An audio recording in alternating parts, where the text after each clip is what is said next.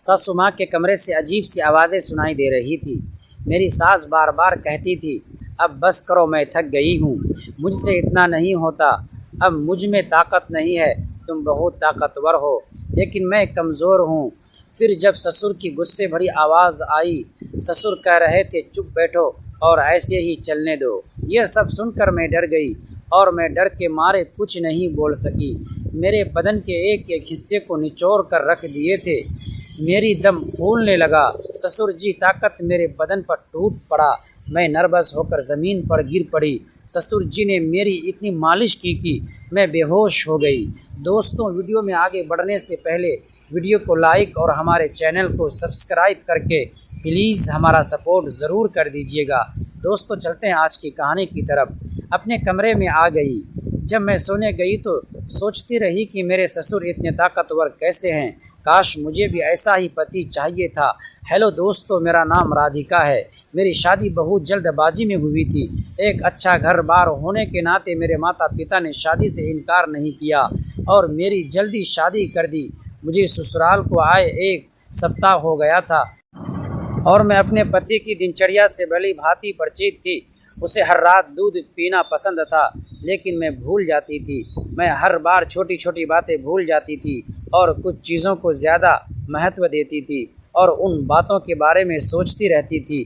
3 दिन से मेरे पति मुझे रात को दूध लाने की याद दिला रहे थे। मुझे दूध पीने की आदत है, लेकिन मैं फिर भूल गई।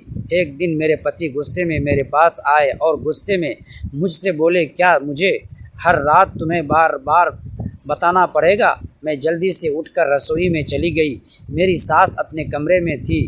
जब मैं दूध गर्म करके वापस लौट रही थी तो सास ससुर के कमरे से अजीब सी आवाज़ें आ रही थी। सास बार बार कहती थी, अब बस करो, मैं थक गई हूँ, अब मुझे आपकी औजार को सहने की ताकत नहीं है, तुम बहुत ताकतवर हो लेकिन मैं कमज़ोर हूँ। फिर ससुर की गुस्से भरी आवाज़ आई, थोड़ी देर रुक नहीं सकती क्या? ये सब सुनकर मैं असमंजस में पड़ गई और अपने कमरे में आ गई।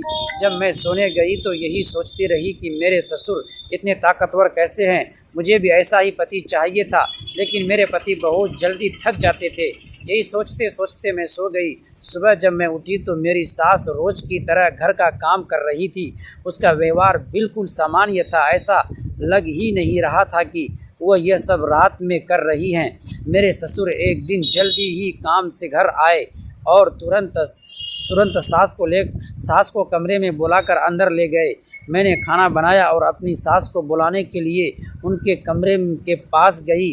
दरवाजे पर पहुंची तो उनकी आवाज़ सुनकर चौंक गई। रात का खेल फिर से शुरू हो रहा था। रात का सन्नाटा पूरे घर में फैला हुआ था। मैं अपने कमरे में लेटा हुआ था, तभी माँ के कमरे से अजीब सी आवाज़ें आने लगी। सास की घबराई हुई आवाज़ बार बार सुनाई दे रही थी, अब बस करो, मैं थक गई हूँ, मुझसे इतना नहीं होता। मेरे दिल की धड़कन तेज़ हो गई। मुझे समझ नहीं आ रहा था कि अंदर आखिर चल क्या रहा है। तभी ससुर की कड़क आवाज़ गूंजी, चुप बैठो। ये सुनकर मेरे शरीर में सिहरन दौड़ गई।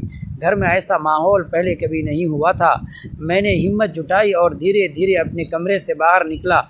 पूरा घर अंधेरे में डूबा हुआ था। बस माँ के कमरे के नीचे से हल्की सी रोशनी झांक रही थी। मैं दबे पांव दरवाजे के पास पहुंचा। अंदर से कुछ खटपट की आवाज़ें आ रही थी, जैसे कोई भारी चीज़ इधर उधर खिसकाई जा रही हो।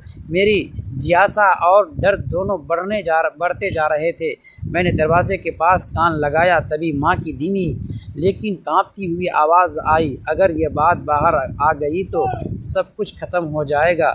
मेरे दिमाग में तरह तरह के ख्याल आने लगे। आखिर ऐसा कौन सा राज था जो मेरे अपने ही घर में छुपा हुआ था। अचानक दरवाज़ा थोड़ा सा खुला और जो मैंने अंदर देखा उसे देखकर मेरे पैरों तले ज़मीन खिसक गई। दोस्तों, ऐसे ही वीडियो देखने के लिए प्लीज़ हमारे चैनल को सब्सक्राइब करके हमारा सपोर्ट कर दीजिएगा।